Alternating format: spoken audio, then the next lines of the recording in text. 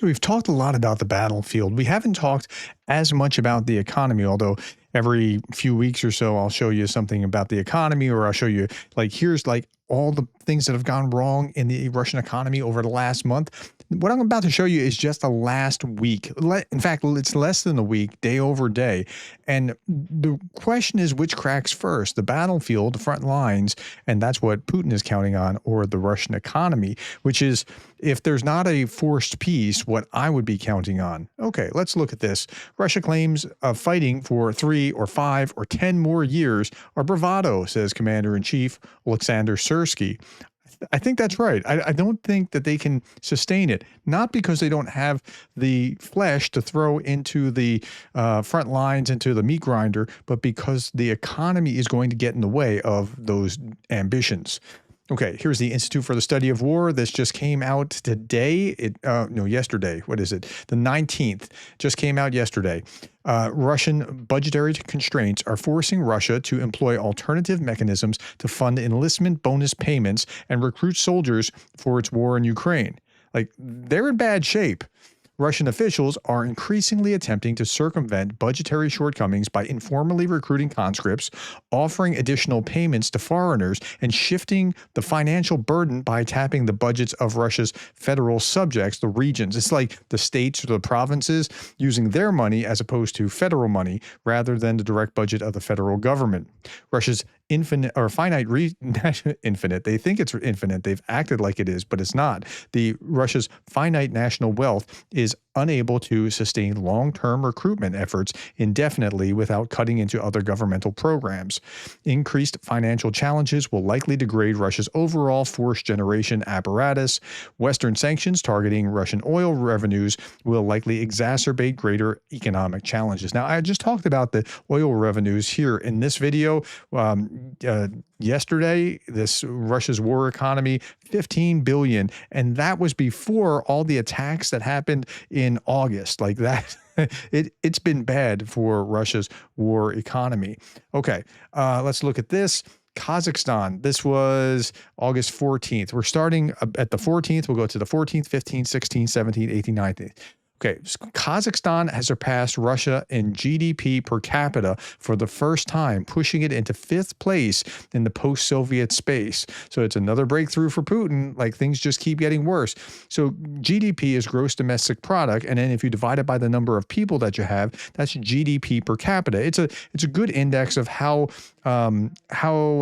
successful you are as a country, how innovative you are, how productive you are. Okay, so let's look at this.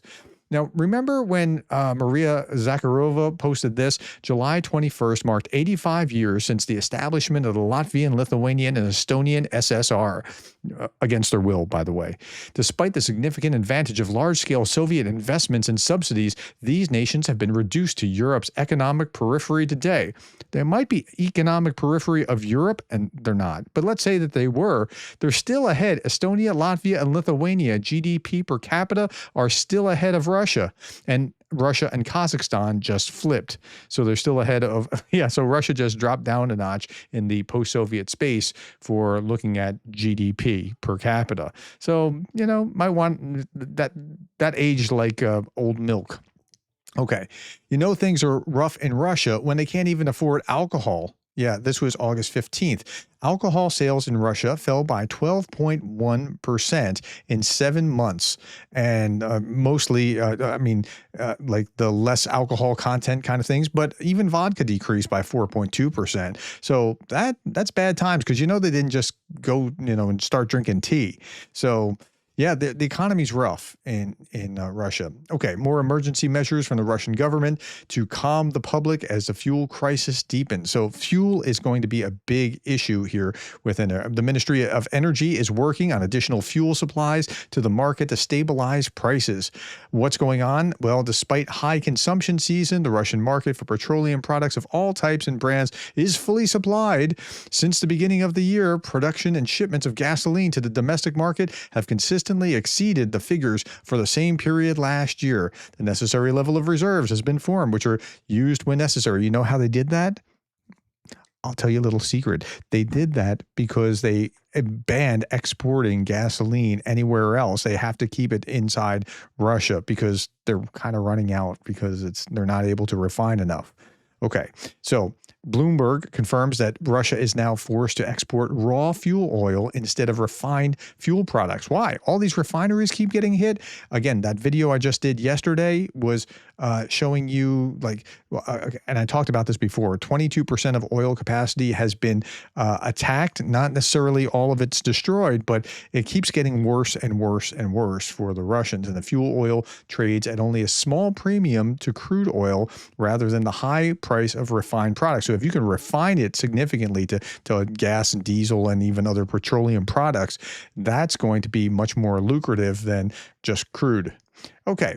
What a difference a year makes. Russian aluminum giant Rustall reporting apocalyptic earnings for the first half of 2025 with a net loss of 87 million. Massive drop from last year, same period, when they were up by 565 million. So down 87 as opposed to 565 positive. And this was just on August 15th. Okay, also on August 15th, we see this. In Russia, the population continues to withdraw money from banks. They're not trusting the banks, and probably with good reason. In July, they withdrew 226 billion rubles. In the first half of August alone, they withdrew 213 billion rubles. It's 2 times higher. So they don't trust the system, and I don't blame them. And then we have things like this, and I saw this on the 16th, August 16th, missing targeting pods, inflated bills, an exclusive investigation into the SU-57 procurement problems by Front Intelligence Insight. Newly obtained classified documents show that Russia purchases 5th-gen Su-57 fighters for more than 3 billion rubles each. Okay, now it's not uncommon for there being overly priced for military tech. That happens even in the United States. But some of these other things don't happen in the United States and elsewhere. So in 2021 and 2022, Su-57 fighter jets were delivered without targeting pods, leaving them short of their advertised capabilities. These are supposed to be the biggest, baddest planes, 5th gen, and nobody can touch them. But you kind of need all the pieces for that to be true. At the same time, the cost of a single Su-57 was roughly 42.1 million in US dollars. In 2021, a year before the war, the Russian Defense Ministry formally accepted Su-57 aircraft without the 101 KS-N, an electro-optical targeting subsystem, and that also reduced the value of its abilities. And then they had to pay for it twice. I'm not making this up. It's pretty interesting. This was far from the only problem. Audits in 2025 of the Komolsk-on-Amur aircraft plant, part of the Sukhoi Corporation, found the accounting routinely blurred the military and commercial costs. Oversight remained mostly formal, allowing inflated pricing and hidden subsidies. And then procurement practices compounded the issue. The Su-57 deliveries were accounted separately from the shipments of targeting systems, creating the risk that the state paid twice. Once for an aircraft listed as fully equipped and again for individual components. So they're paying double for these things when they finally get, okay, that's great. That's creating more problems for the Russian military that they can't turn into ammunition on the battlefield. These practices have left the Su-57 program plagued by inflated costs, and aircraft delivered in incomplete form were caused by Western sanctions, which deprived the Su-57 of electronic components. So they haven't been a big player in the war in Ukraine for a reason. I've been scratching my head about that and wondering why. The absence of targeting pods is unlikely to explain the jet's limited use in this war, since these are ground targeting subsystems and monitoring surfacing targets is not central to Russia's intended role or operational concept for its 5th generation fighters. But this whole thing just illustrates all the graft within the military, all the corruption within the military, the corruption that led us to think, oh no, Russia's going to just destroy Ukraine in the early bits of the war. And then we're like, they're not so tough. What? How do they not have it together? That kind of thing. Now, add that to this, and this was on the 17th of August, special military operation veterans are to be hired without interviews. So they're passing a law that employers will now be fined for refusing to hire special military operation veterans. So, what could go wrong with that? You don't even have to be qualified, you just have to be a veteran. That's kind of smelling of desperation here. Companies are required to allocate up to 4% of jobs for veterans. No compensation is provided for the businesses, and experts warn this will create an additional burden, which means offices and shops will now be filled with ex convicts suffering from PTSD hired by a mandate. What could go wrong there? So, we do something like this in the United States where we prioritize veterans for certain jobs, particularly in government service, but you have to be qualified for the actual job. Okay, gasoline shortages have begun at gas stations in some regions of Russia. And we see this on August 17th, and I'll come back to this on the 18th and 19th. Budget deficit accelerates as the war consumes the entire economy. And yeah, we're seeing this. Russian public finances are deteriorating rapidly, with a consolidating budget showing a staggering deficit of 4.95 trillion rubles. That's 61 billion for the first half of 2025. Like, it's bad. Like yeah, it's bad. So they're aware of that, and they're trying to kind of cover it up and paper over it by just not releasing data now. It's pretty interesting. Add on top of that, so what was this, 61.9 billion dollars. Now, they're making this. If you can get to a place where you can stop the liquefied natural gas from getting into Europe, that's going to be another 5 billion euros, because the EU imported liquefied natural gas, mostly like Hungary and Slovakia and such. But the EU's been importing this up to the tune of 5 billion euros for the first half of 2025. So that's almost a $10 billion euro pop if they can finally sanction it out. And then occupation authorities in Luhansk region have acknowledged the fact that gasoline shortage in the occupied territory is actually a thing. Russia is falling apart about this. Yeah, I mean, this is on the 18th of August. And the Russian gasoline prices continue to scream upwards.